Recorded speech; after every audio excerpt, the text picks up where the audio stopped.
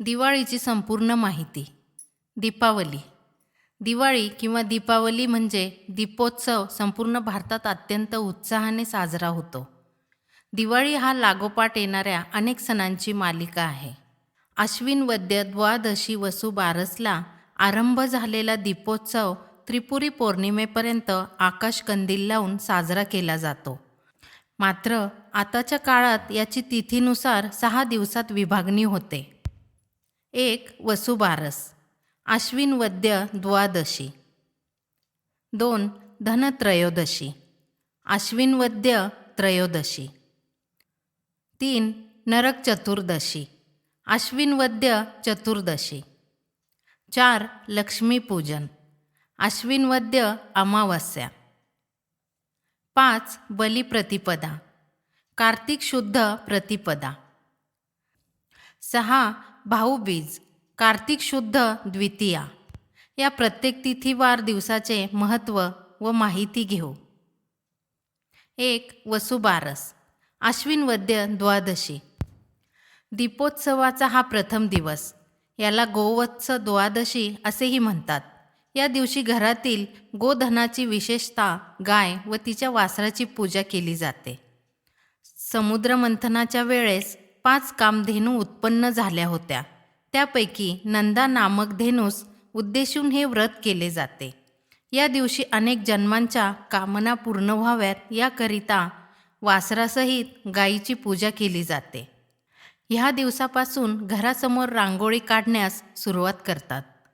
घरातील गाय वासरू यांना अंघोळ घातली जाते. अंगाला हळद लावली जाते. त्यांच्या अंगावर नवी वस्त्रे घातली जातात. गाईला ओवाळून तिची आरतीसुद्धा केली जाते.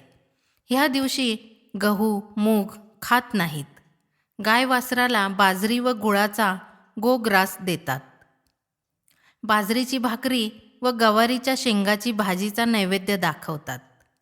काही स्त्रियांचा या दिवशी उपवास असतो. या दिवशी एक भुक्त राहणाऱ्या स्त्रिया गाईचे दूध, दही, तूप इत्यादी खात नाहीत. स्त्रिया बाजरीची भाकरी व गवारीच्या शेंगाची भाजी खाऊन उपवास सोडतात. भरपूर कृषी उत्पादन व्हावे, आपल्या मुलाबाळांना चांगले आरोग्य मिळावे व सुख लाभावे म्हणून ही पूजा करतात.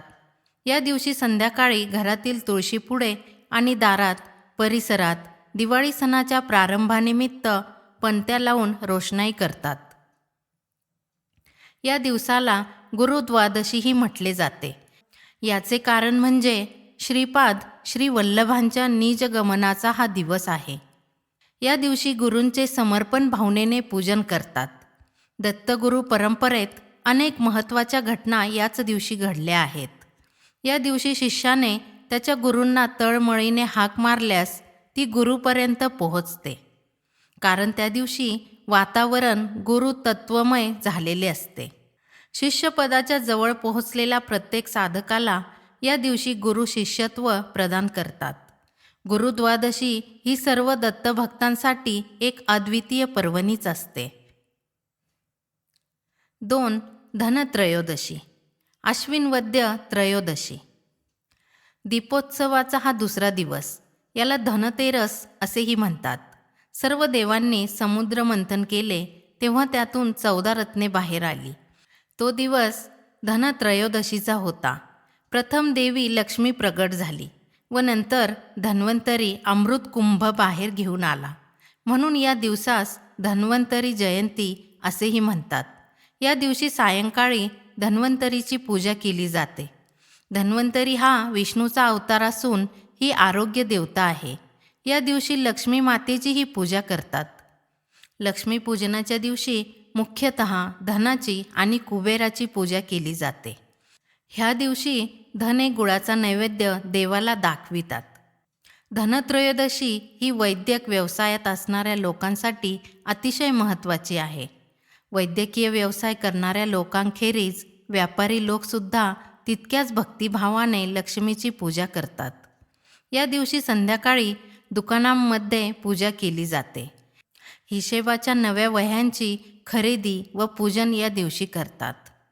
या दिवशी पहाटे अभ्यंग स्नानाचा मान हा स्त्रियांचा असतो.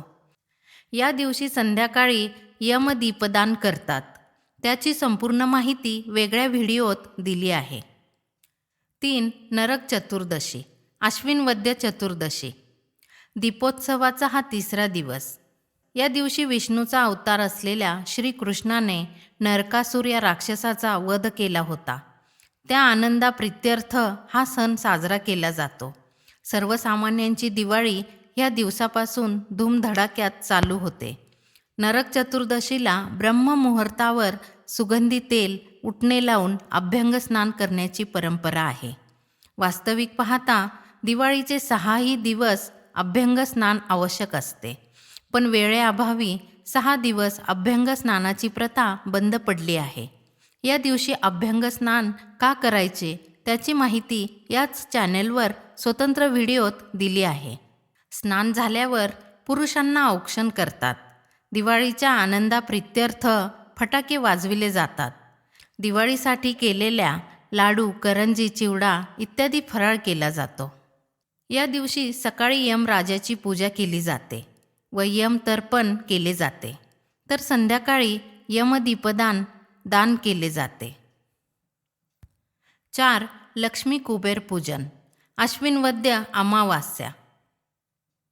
आश्विन अमावास्येस लक्ष्मीपूजन हा सण साजरा केला जातो. या दिवशी प्रदोषकाळी म्हणजे संध्याकाळी लक्ष्मीचे व कुबेराचे पूजन केले जाते. कुबेर हा देवांचा खजिनदार आहे आणि धनसंपत्तीचा स्वामी मानला जातो. अलक्ष्मी नाशासाठी म्हणजेच औदसेचे पारिपत्य करण्यासाठी तसेच अखंड लक्ष्मी प्राप्तीसाठी ह्या अमावास्येच्या दिवशी लक्ष्मीपूजन करतात. अखंड लक्ष्मी प्राप्ती म्हणजे अष्टलक्ष्मींची प्राप्ती. त्या अष्टलक्ष्मी म्हणजे धनलक्ष्मी, लाभलक्ष्मी, कीर्तिलक्ष्मी, रौप्यलक्ष्मी, सुवर्णलक्ष्मी, धान्यलक्ष्मी, विजयलक्ष्मी, गृहलक्ष्मी होय. हे पूजन प्रदोषकाळी सूर्यास्तानंतर होते, कारण लक्ष्मीचा प्रवेश तिन्ही सांजेला होतो. सूर्यास्तानंतर स्थिर लग्नावर पूजा करण्याची पद्धत असल्यामुळे कधीकधी पूजेचा मुहूर्त रात्री 8 ते 9 नंतरसुद्धा येतो. लक्ष्मीपूजनात कुबेर पूजनसुद्धा असते, कारण कुबेर हा संपत्तीचा देव असून लक्ष्मीने दिलेल्या वरामुळे त्याची संपत्ती अक्षय्य आहे. लक्ष्मीपूजनाला धान्य, रुपे, सुवर्ण ह्यांची पूजा अपेक्षित आहे, परंतु घरोघरी हल्ली सोने, दागदागिने व वहीपूजन करून साळीच्या लाह्यांचा नैवेद्य दाखवितात.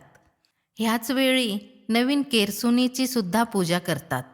लक्ष्मीचे स्वागत फटाक्यांच्या आवाजाने, आतषबाजीने करतात. रात्री 12 नंतर नव्या केरसुनीने घरातील कचरा झाडून तो वेशीबाहेर ठेवावा. ह्याचा प्रतिकात्मक अर्थ औदसेला घरातून बाहेर काढण्याचा आहे. पारंपरिकरित्या हा केर जुन्या सूपात भरून जुन्या केरसुनीसकट सूप वाजवून टाकला जात असे. सूप वाजविण्याचा अर्थ अलक्ष्मीला निरोप देणे असा आहे. एखाद्या गोष्टीचे सूप वाजले ह्या शब्दप्रयोगाची उत्पत्ती ह्यात आहे. 5. बलिप्रतिपदा, कार्तिक शुद्ध प्रतिपदा. या दिवसाला दिवाळी पाडवा किंवा दीपावली पाडवा असे म्हणतात. या दिवशी विष्णूने वामन बटूचे रूप घेऊन उदार बळीराजाला जमिनीत म्हणजे पाताळात गाडले. बळीला पाताळाचे राज्य देऊन विष्णूने त्याच्या राज्याच्या द्वारपालाचे काम स्वीकारले अशी आख्यायिका आहे. या दिवशी बलीची पूजा करतात. याच दिवशी नवीन विक्रम संवत सुरू होतो. बलिप्रतिपदा हा 3.5 मुहूर्तांपैकी एक मुहूर्त असे मानले जाते. बलिप्रतिपदेला सायंकाळी पत्नी पतीला औक्षण करून आपल्या पतीचे आयुष्य वाढावे म्हणून प्रार्थना करते.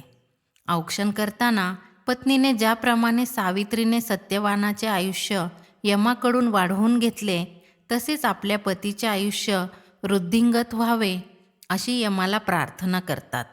मथुरेकडील लोक बलिप्रतिपदेच्या दिवशी सकाळी गोवर्धन पर्वताची पूजा करतात. ते ज्यांना शक्य नसेल ते गोवर्धनाची प्रतिकृती करून त्याची पूजा करतात. 6. भाऊबीज, कार्तिक शुद्ध द्वितीया. या दिवशी यम आपली बहीण यमीकडे जातो व यमी त्याला स्नान घालून मिष्टान्नांचे भोजन देऊन ओवाळते. यमराज तिला वस्त्रे, अलंकार इत्यादी वस्तू देऊन तिच्या घरी भोजन करतो. म्हणून या दिवसाला यमद्वितीया म्हणतात.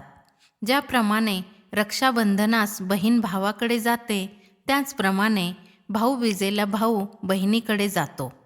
बहीण त्याचे औक्षण करते. भाऊ मग ओवाळणीच्या ताटात ओवाळणी देऊन बहिणीचा सत्कार करतो. या दिवशी भाऊ नसल्यास चंद्राला ओवाळण्याची पद्धत आहे. औक्षण करणे ह्या कृतीमागे 2 उद्देश आहेत. एक म्हणजे भावाने बहिणीचे संरक्षण करावे व दुसरा उद्देश बहीण भावांमधील प्रेम वृद्धिंगत व्हावे असा आहे. भाऊबीजेला यमीकडे गेला असल्याने त्याचा दरबार भरत नाही. त्यामुळे ह्या दिवशी मृत्यू पावणाऱ्या कोणत्याही जीवास यमराज नसल्याने स्वर्गप्राप्ती होते, असे गरुड पुराणात उल्लेखलेले आहे. धर्मशास्त्राप्रमाणे दीपावली वसुबारसेपासून ते त्रिपुरी पौर्णिमेपर्यंत असली तरीसुद्धा लौकिक अर्थाने भाऊबीज हा दिवाळीचा अखेरचा दिवस म्हणून साजरा केला जातो. 7. प्रबोधिनी एकादशी, कार्तिक शुद्ध एकादशी व तुळशीचे लग्न. कार्तिक शुद्ध एकादशीला प्रबोधिनी एकादशी, देव उठणी एकादशी किंवा देवोत्थनी एकादशी असे म्हणतात. देवशयनी आषाढी एकादशीला निद्रिस्त झालेले भगवान विष्णू प्रबोधिनी एकादशीला जागे होतात. कार्तिकी एकादशीला वारकरी संप्रदायात विशेष महत्त्व आहे. आषाढी एकादशीसाठी ज्याप्रमाणे वारकरी पायी पंढरपूर येथेच पायी चालत जातात, त्याप्रमाणे कार्तिकी एकादशी वारीही केली जाते. या दिवशी उपवास करतात. या दिवशी चातुर्मास संपतो. या दिवशी सकाळी आवळीच्या झाडाची पूजा करतात व दुपारी तिथेच केलेल्या स्वयंपाकाचा सहकुटुंब आस्वाद घेतात. याला आवळी भोजन म्हणतात.